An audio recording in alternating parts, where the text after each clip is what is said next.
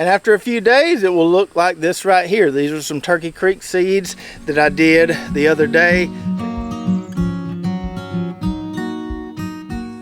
What's up, Lazy Dog fam? Hope all y'all are having a wonderful day. It is Thursday, July 18th here in South Georgia, and our spring / early summer tomato season is pretty much done. So on this video, I'm going to show you just how done it is. And we've had a lot of people asking about how to save tomato seeds. Can you show us how to do it? So we're going to dig into that a little bit, talk about tips for saving seeds, and then I'm going to show you my really easy method to do it. So we've had a pretty solid tomato harvest this year, but as you can see, these plants right here have started to look really rough. And that's typical for us down here in the middle of July. Some years, if it's not quite as hot, we may make it to the end of July. Some years, tomatoes may wrap up more closer to the beginning of July, but on average, middle of July is usually when we're finished. So these determinate plants have pretty much done their thing. They're determinate, so they don't grow forever. We've gotten a lot of tomatoes off these plants, and there are a few more up top that may develop if we leave them there and we try to just milk these plants for all they're worth. But usually when they start looking like this is when I'm just ready to take them all down. So the determinates have a finite life cycle. That's what determines their fate. Now for the indeterminates, it's usually the weather. As things get hotter and hotter around here, around the middle of July, they don't like it that much, and they usually start looking pretty rough. And so that's what has happened with our two Turkey Creek plants here. We got a decent amount of tomatoes off these. I was able to save a decent amount of seeds. Might get a few more tomatoes there, but these plants, as you can see, are pretty much done. But these two Cherokee carbon plants behind me, which have surprised me a lot this year, continue to surprise me. So these plants here, although they're suffering from my severely whoppy-jawed trellis, are actually still looking pretty decent. They're not putting on a ton of new fruits. We're getting some blooms up top, but they're not setting a lot of fruits in this heat here. Got a few there, but the leaves themselves don't look awful. They could look a lot worse, as I showed you with those Turkey Creek plants. So depending on what kind of mood I'm in, when I get in tomato takedown mode here in the next few days, I may leave those Cherokee carbon plants to hang out for another few weeks and see what happens, or I may just rip everything out of here. We'll see. Because believe it or not, I do get tired of tomatoes. I know some people don't get tired of them and wish they could grow tomatoes year round, but I do get a little bit tired of them at this point in the year. Maybe that has a lot to do with the fact that we usually don't get skunked on tomatoes. We know what varieties, especially these determinants, what varieties are going to produce well for us, and we always get a solid harvest from those. The indeterminates, we're just kind of guessing with those a little bit. But we've harvested so many tomatoes, we've eaten so many tomatoes, I could use a little bit of a tomato break. Now we have had a lot of people asking about fall tomatoes, which I have never done, but I know it can be done. If I did it, I would probably just do some of these determinants that we planted in our first round here. So let me know in the comments below if you'd like to see me try fall tomatoes. I'd like to see how that would go. Now let's talk a little bit about saving tomato seeds, because we've had a ton of people asking about this lately. So I'm going to show you my way that I use, that I've been using for those Turkey Creek tomatoes over the last couple years. May not be the best way out there, may be completely different than what you've seen on other channels, but I can tell you it's really easy and it works. Now before we get into the actual seed saving process, let's talk about some seed saving misconceptions that I see all the time online when people are choosing what fruits to save seed from. They think they're selecting for certain traits when in actuality they're probably not.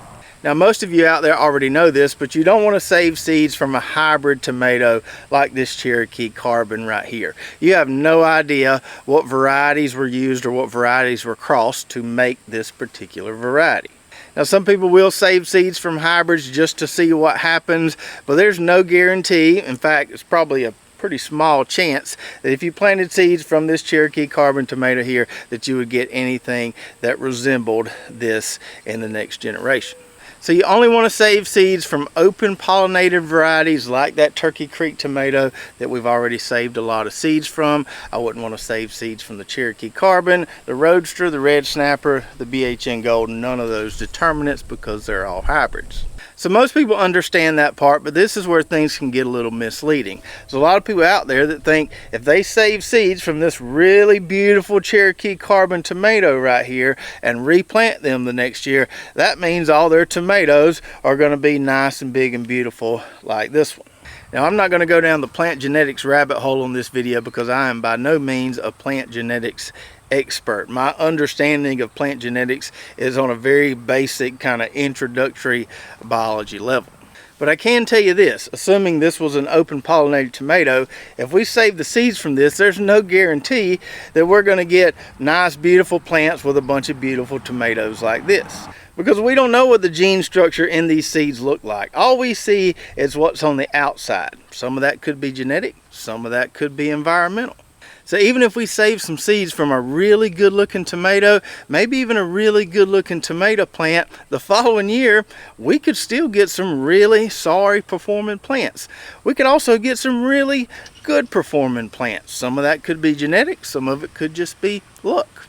So I said all that to say this: if you're going to save seeds from a particular open pollinated variety, don't focus on a given fruit. I would guess that I would get just as good as seeds out of this tomato that I would out of this tomato. Instead, you want to focus on saving seeds from fruits that came from a good looking plant, or better yet, several good looking plants. So let's use that Turkey Creek tomato back there as an example. Last year I only had one plant that made it, but I saved a decent amount of seeds from fruits off that plant. Then we replanted those seeds this year. I started out with 4 plants. Only 2 of them made it, as you saw earlier. So now this year we're saving seeds from those 2 plants there, not really paying attention to what the fruits look like from which we're saving those seeds. We're just trying to save seeds from both of those plants there. And so next year we'll use the seeds we're saving this year to plant 4, 6, maybe 8 of those Turkey Creek plants, and we'll see how they do next year.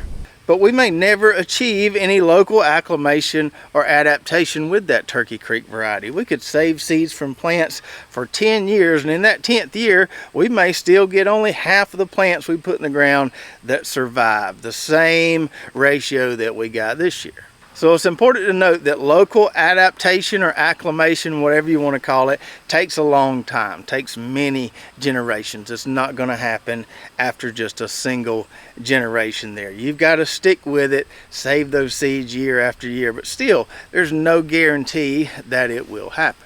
But I think you've got a better shot of it happening by planting more than just 1 or 2 plants, planting quite a few plants, taking the really good performing plants, selecting fruits from those plants, and saving those seeds. Focus on the plants, not necessarily the fruits.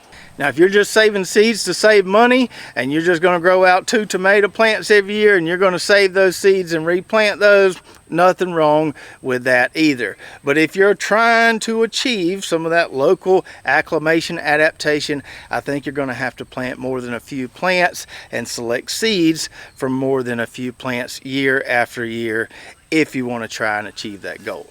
Now let me show you my technique for saving tomato seeds. Now some may argue this isn't the right way and this won't work, but I can tell you it works for me, and it's really easy because what you need is probably stuff you already have. All you need is a strainer like this and a paper plate. Now normally I do this in the kitchen, but the acoustics in my kitchen aren't very great, so we're going to do it outside here. I can show you the process just as easy. This is one of those BHN Gold hybrid tomatoes. We wouldn't want to save seeds from this, but I can use this as an example. So the first thing I like to do is just cut the top off the tomato, or maybe the bottom off the tomato, where I know I'm not getting any seeds, but I am kind of opening up a little bit. And then I'll just squeeze all those juices into my strainer here. And you can get aggressive or as aggressive with this as you want, but usually that right there is good enough. May run this under the water hose, make sure I get all the seeds off there, but usually that's pretty good. So you can see all the seeds we got there just from squeezing that kind of medium-sized gold tomato. So the next thing I want to do is rinse off these seeds right here. So I'm going to get a little bit of water going. Just spray that in there. Trying to rinse off that tomato juice and that gel off those seeds there. Sometimes I'll take my fingers and kind of push some of that tomato through the strainer there. Rinse them again.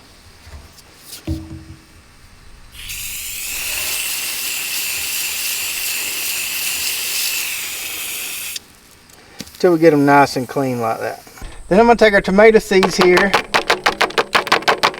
try to dump them out on this paper plate. I'm going to have to scrape some of them out of there by hand, and you might not be able to get them all. Once we've got most of them on the plate here, I just want to kind of, let me hold the plate still, just want to kind of spread these out a little bit if I can.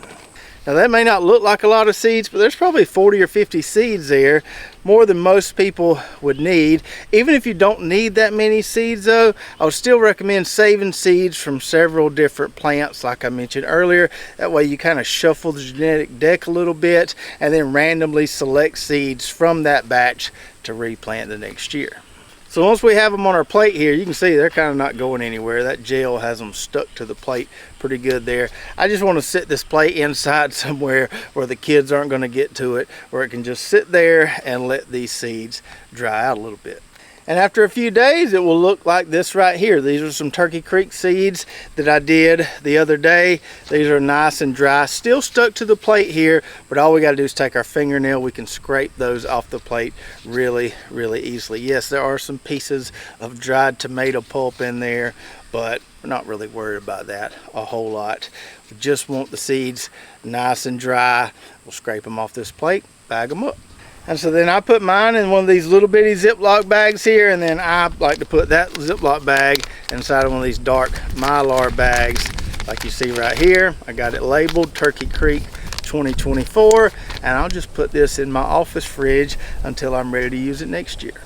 So using the strainer and the paper plate may or not be how you're used to doing or how you're used to seeing it done, but I can tell you it works. All the Turkey Creeks that I saved from last year, earlier this year, I got 100% germination on those, and I planted about, I don't know, 15 or 20 plants in a seed tray. So it works. It's nothing fancy, but it does work.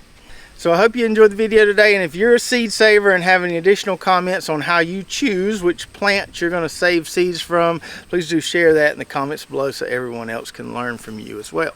And if you want to see us taste test some of these tomatoes before they croak, watch this video from a few weeks back when we tried all those delicious fruits from these varieties we have growing here. So check that out, and we'll see you next time right here at Lazy Dog Farm.